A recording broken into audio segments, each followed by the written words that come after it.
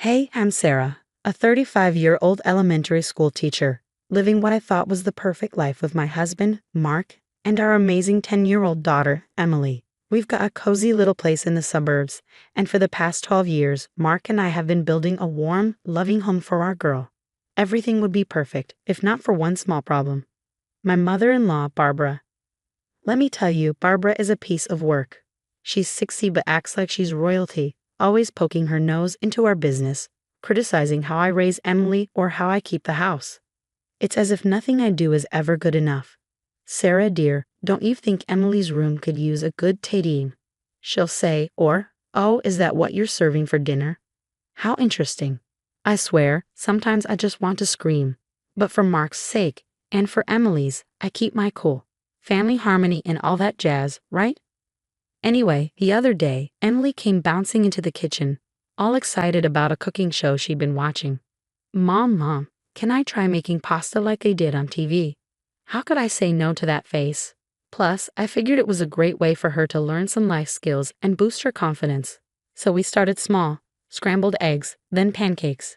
Before I knew it, she was flipping omelets like a pro. Then Mark's birthday came around, and Emily hit me with this big idea. Can I cook dinner for Daddy's birthday? Please, please, please. I was touched, my little girl wanting to do something so sweet for her dad. But then she dropped the bomb. And can we invite Grandma too? I almost choked on my coffee. Barbara, at a dinner cooked by a 10-year-old. I could already hear her comments, but Emily looked at me with those big, hopeful eyes, and I caved. Sure, sweetie, we'll invite Grandma and plan the perfect menu. As we brainstormed ideas, I couldn't shake the pit in my stomach. The thought of Barbara sitting at our table, judging every bite and every decoration. But it was for Emily and Mark, so I told myself I could handle one dinner with the Dragon Lady. The big day arrived, Mark's birthday. I woke up feeling a mix of excitement and dread. Emily, on the other hand, was bouncing off the walls, eager to start cooking. Come on, Mom.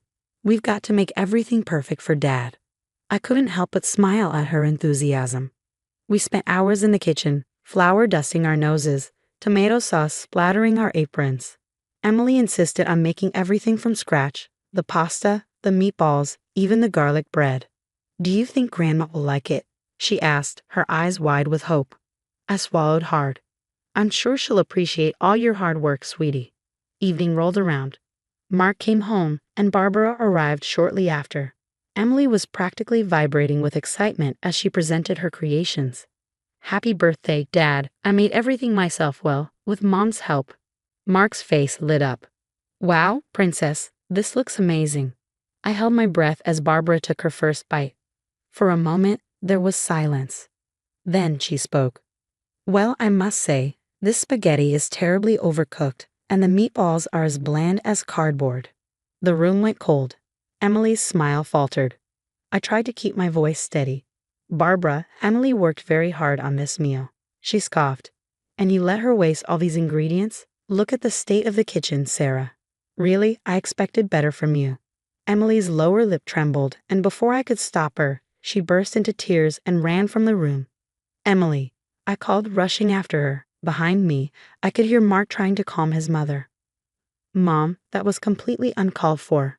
I'm just being honest, Mark, she retorted. The child needs to learn to take criticism. I found Emily curled up on her bed, sobbing into her pillow. My heart shattered. Oh, sweetheart, I whispered, pulling her into my arms. Grandma was way out of line. Your dinner was wonderful. But she hated it, Emily cried. I just wanted to make something nice for Dad. And you did, baby. Dad loved it, and I loved it. Grandma. Well, she has her own issues. Back in the dining room, Barbara's voice was getting louder. I will not apologize for speaking the truth. If you coddle her like this, she'll never learn. I'd had enough. Leaving Emily with a kiss on her forehead, I stormed back to confront Barbara. That's it, I snapped. I've put up with your criticism of me for years, but I draw the line at you hurting my daughter. Barbara looked shocked. Well, no, you never think about anyone but yourself. I cut her off. Emily is 10 years old. She poured her heart into this meal, and you crushed her. Mark stepped in. Mom, I think it's best if you leave. Barbara's face turned an ugly shade of red. Fine. If this is the thanks I get for trying to help, I'll go. She stormed out, slamming the door behind her. The silence that followed was deafening. Mark turned to me, his face a mix of anger and sorrow. Sarah, I'm so sorry. I had no idea she'd react like that. I sighed, suddenly feeling exhausted. It's not your fault, Mark, but we need to talk about this. Your mother can't keep treating Emily, like this. He nodded, running a hand through his hair. You're right. This can't go on. As we stood there, the remnants of Emily's lovingly prepared meal growing cold on the table, I knew something had to change. This wasn't just about a ruined dinner anymore. It was about protecting our daughter, our family, from Barbara's toxic behavior. In that moment, I made a decision. This would be the last time Barbara ever hurt my little girl. The days after Barbara's outbursts were tough. My sweet, bubbly Emily became a shadow of herself. No more cheerful chatter about new recipes or begging to help with dinner. It broke my heart. One night, after tucking Emily in, I found Mark in the kitchen, staring at the untouched cookbook Emily used to love. We need to talk about your mother, I said gently. Mark sighed. I know, what she did. It's unacceptable. I've never seen Emily so crushed. This can't go on, Mark. We need to do something. We stayed up late that night, brainstorming. By morning, I had a plan.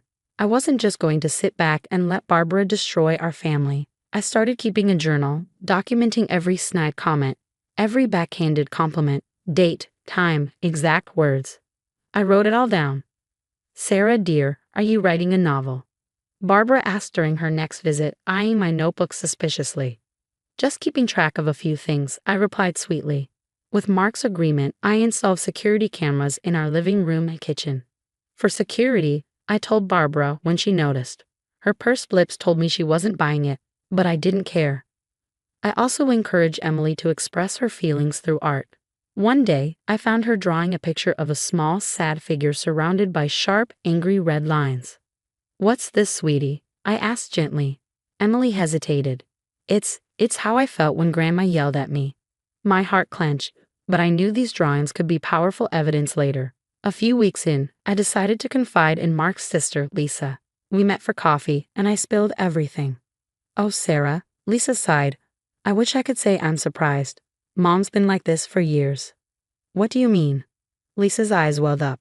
She's always been critical, but it got worse after Dad died. Nothing I do is ever good enough. I thought I was alone in dealing with this. I reached across the table, squeezing her hand. You're not alone anymore. We need to put a stop to this, Lisa, for Emily, for you, for all of us. We spent hours talking, sharing stories, and formulating a plan. By the time we left the cafe, we had a solid strategy to expose Barbara's behavior to the entire family. Are you sure about this? Lisa asked as we parted. I nodded firmly. It's time Barbara faced the consequences of her actions. We're not just protecting Emily, we're standing up for ourselves too. That night, I filled Mark in on the plan. He looked worried but determined. I hate that it's come to this, he said. But you're right. Mom needs to understand she can't treat people this way, especially her own family. As I lay in bed that night, my mind raced with all we had to do. Gather evidence, talk to other family members, prepare for the confrontation. It was daunting, but when I thought of Emily's sad eyes and Lisa's tears, I knew it was necessary. Sarah, Mark murmured sleepily beside me. Yeah. Thank you for standing up for our family, for not giving up. I smiled in the darkness. Always, we're in this together. As I drifted off to sleep, I felt a glimmer of hope. Barbara's reign of emotional terror was coming to an end. We were going to reclaim our happiness, our confidence, our family. And nothing, not even Barbara, could stop us now. 3 months of meticulous planning led to this moment. I took a deep breath, surveying our living room filled with family members. Barbara sat in the center, oblivious to what was coming. Thank you all for coming, I began, my voice steadier than I felt. We're here to address some concerns. I clicked the remote and the slideshow began. Barbara's eyes widened as her own voice filled the room, criticizing Emily's cooking. What is this? She demanded. This, Barbara, is the truth, I replied, advancing to a clip of her berating Lisa.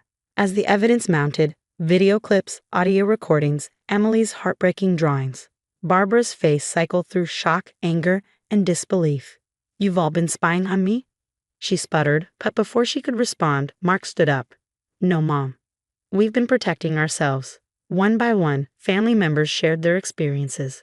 Lisa spoke about years of criticism, while Mark's cousin Tom recounted the hurtful comments Barbara had made at his wedding. Barbara, Mark said firmly, this has to stop. You need help. Help? I don't need help. You're all overreacting to a bit of constructive criticism. Barbara snapped. I couldn't hold back anymore. Constructive? You crushed a 10-year-old's spirit. Emily hasn't cooked since that dinner. You've hurt everyone in this room with your criticism.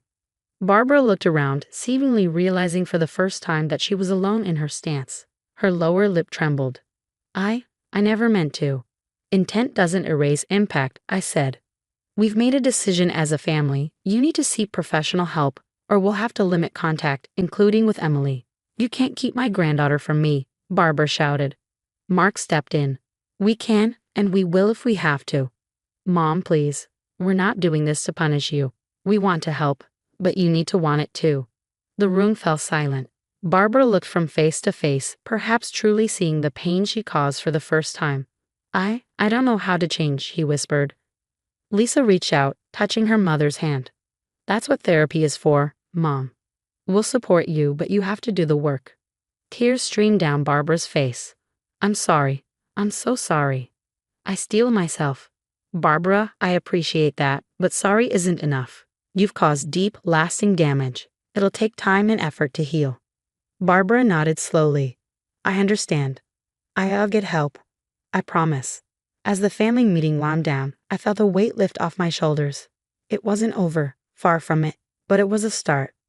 Later that night, as Mark and I got ready for bed, he pulled me into a hug. You were amazing today, Sarah. Thank you for fighting for our family. I leaned into him, exhausted but proud. We did it together. All of us. The next morning, I found Emily in the kitchen, tentatively flipping through her old cookbook. Hey, sweetie. What are you doing? I asked. She looked up, a small smile on her face. I was thinking maybe we could make pancakes. My heart soared. That sounds perfect. As we mixed the batter and heated the griddle, I knew we had a long road ahead. Barbara would need time and therapy, and for now, we'd maintain limited, supervised contact.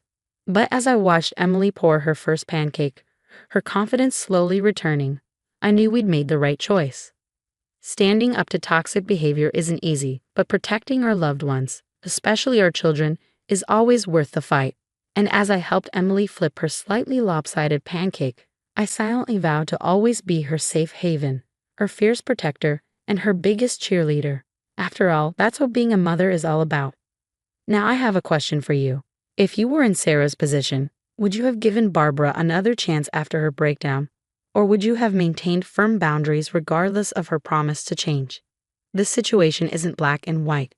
On one hand, Barbara's behavior caused significant harm, especially to young Emily. On the other, she's family and showed remorse. Where do you draw the line between forgiveness and self-protection?